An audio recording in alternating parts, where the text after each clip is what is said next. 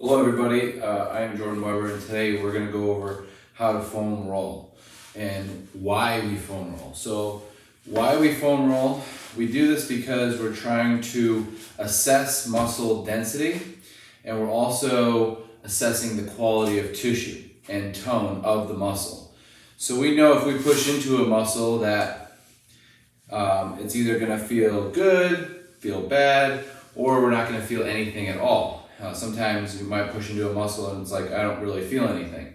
So the foam roller is a way to see what the quality of the tissue is, what the density, how the muscle feels. And then you're looking for what people call knots. Knots are adhesions. It's really called aberrant tissue, or tissue that is more or less a little bit more complicated.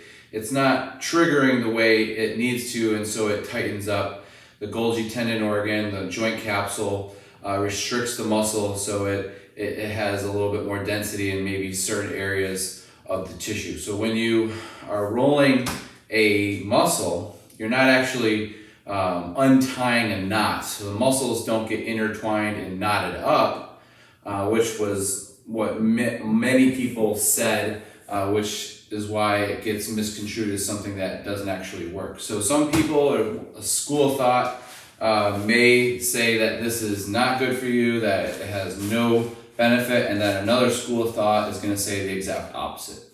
I'm on the bandwagon of full support of the foam roller, especially in the beginning of a workout, because one, obviously, research has shown that when you use a foam roller, it does increase range of motion temporarily. It's a neurological change, not a physiological adaptation. So you're not actually changing the muscle, but you are able to achieve a little bit more range of motion, which for athletes and for warming up purposes and can be a good thing. Now, you have the school of thought who says it's pointless. What's the point of just rolling over the muscle tissue before you work out if it's not making physical adaptations? Because it's part of a recipe. It's not you don't just do it alone. You may want to stretch and do foam rolling alone, but it's really a process, right? The recipe is we foam roll, we stretch, we're breathing while we're stretching, so there's always a breathing component. Then you go into activation, mobility, dynamic warm-up, then you go into your strength training, and then you do your conditioning. So the foam roller is just part of the recipe. Nothing leaves the recipe, or the workout isn't going to turn out as well. So that's why we foam roll, is because it's really going to assess the tissue. It's going to let you know where you might have a problem area. So if you need to make some corrective exercises in your warm-up, because you might find an area that's a little bit more dense or tight, and you might say, hey, I'm going to have to work on that a little bit more throughout this warm-up, so that when I do my strength exercises, I don't get injured, or I can prevent an injury from happening by maybe just not using it at all, that exercise. All right, so we're gonna go ahead and get started. I'm gonna sit down on top of the foam roller to start. We're gonna start with the glutes and hip rotators. I'm gonna bring my hands behind me. First, I'm just gonna roll forward and back, make sure I'm balanced. Then I'm going to cross one leg over, my right over left knee. My right hand is behind me, my left hand will go on the knee, or you can also place it behind you. I'm going to roll into the glute med and glute max, piriformis, and all the muscles in that hip rotator, and basically gluteus minimus, medius, maximus, and then you have your tension fasciae lata if you kind of sway over and cross over, and you have the back of the muscles there, which is mainly the glute max and med.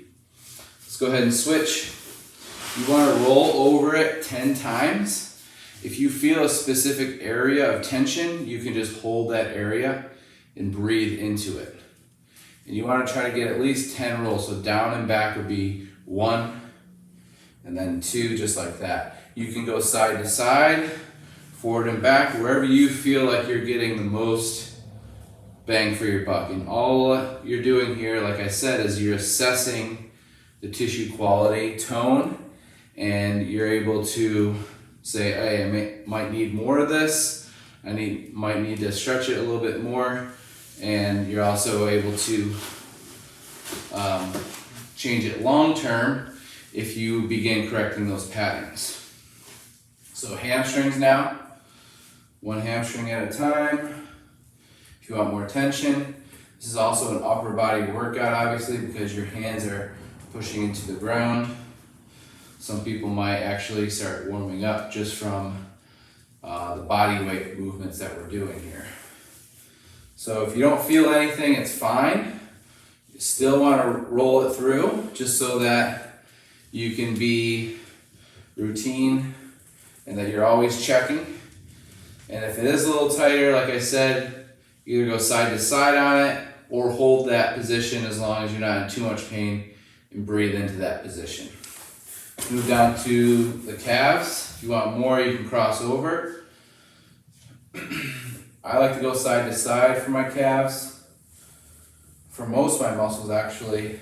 Some people like to go up and down, but for most of my muscles, I like to go side to side.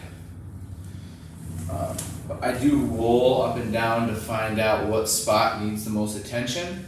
And once I find that area of tension, I will slowly kind of stay there, breathe into that spot.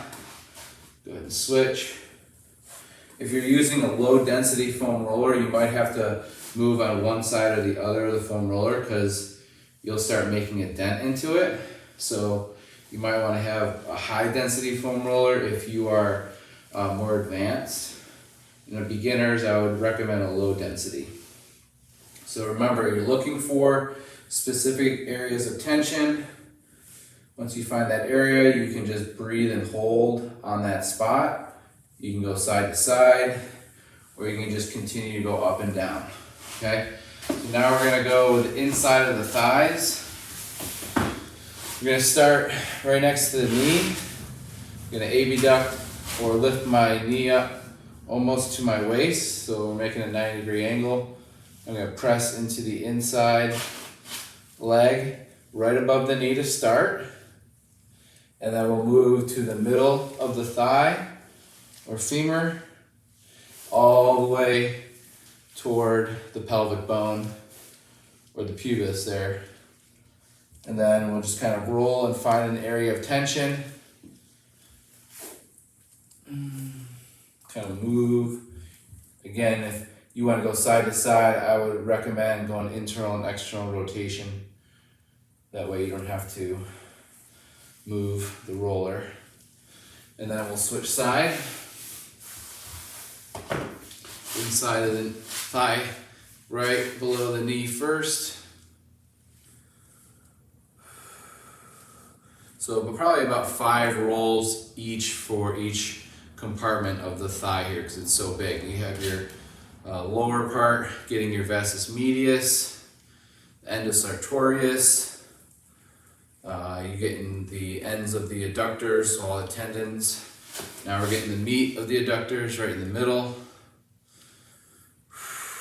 And then we'll move up to where it originates. So most muscles and tendons originate closest to the midline and then go outward to the site of where they attach to the bone. So you have your origination and your insertion points of each muscle. And each muscle has a tendon on each end of the muscle, which you can also press into. What we're doing now is more of a tendon area near the midline. All right, now we're gonna get the quad. I'll do this one quad at a time.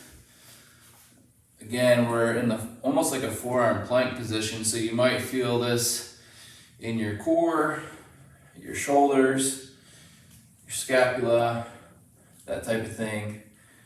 Again, finding an area of tension. I will sometimes go side to side here, but not that much. So this spot, I probably don't go side to side as much as my other ones. And I'll go ahead and switch side. So So because I have a low density foam roller, I have to go to each end of the roller. So I'm probably gonna have to buy a new one. And then they have the rollers that have divots in them, which would protect your spine when you roll your spine out, because that can be an area where people don't feel that great, and you don't wanna make a back problem worse with a foam roller.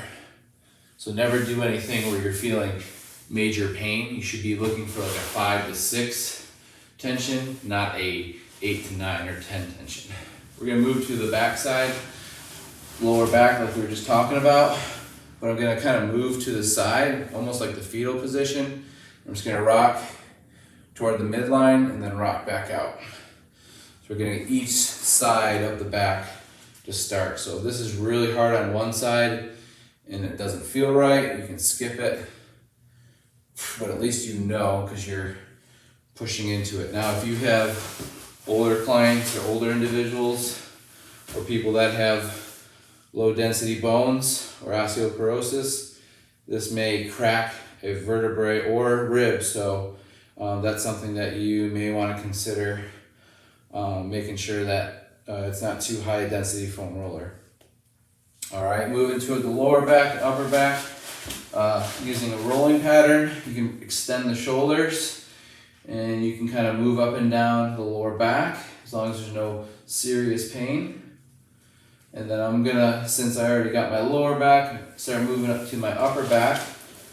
I'm gonna protract and inwardly rotate, or externally rotate my scapula.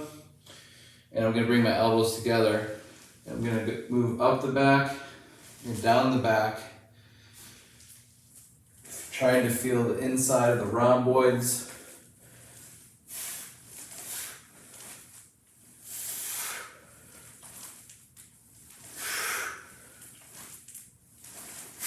Good. Again, trying to keep those elbows together. I was trying to fall apart. I was falling apart there at the end. Now we're gonna drape the arm over the foam roller. I'm gonna start right in the armpit and cross to my upper chest. And then I'm gonna move all the way back so I feel it in the back of my shoulder, just slightly, and mostly behind the armpit and upper lat, and then back to the front. Now we're gonna move up and down here. I'm gonna start in the armpit. I'm gonna move up almost toward the tricep and try to touch the back of the shoulder. Now I'm gonna have to roll as I do that to feel it in my post-deltoid. And I'm going for about 5 rolls each because we've got 3 areas here. Now we're gonna go a little bit under our armpit, near our ribs, and now we're touching our chest, opening up the T-spine, and then back down to the chest. Again, if you feel an area of tension in the chest, lat, rib, then you can hold that area and breathe into it. Switching side. Going for the armpit first. Feel this in your teres major, the top of the tendon at the latissimus dorsi. The external, the ribs, intercostals, and then also your pectoris minor here, the tendon, and also the pec major. I'm going toward the post-deltoid, rotating into that deltoid, and then moving down underneath the armpit and pushing into the chest.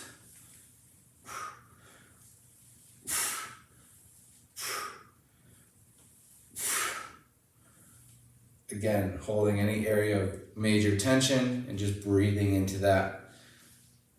If you'd like to contract the muscle and activate it, you can also do that. that's a little bit more advanced. All right, now we are going to get, see, I think we got everything. We got our calves, thighs, both sides, inside of the thighs, our back, and our lats, chest, and upper back area. All right, so that's a good demonstration of foam rolling that you can do each day and before your workout. After this, you'd want to stretch, perform some multi-joint movements, and then go into some more dynamic, quicker movements before your power. And then you're ready to either do speed training, strength training, or your conditioning. All right, now good luck, and we'll see y'all later.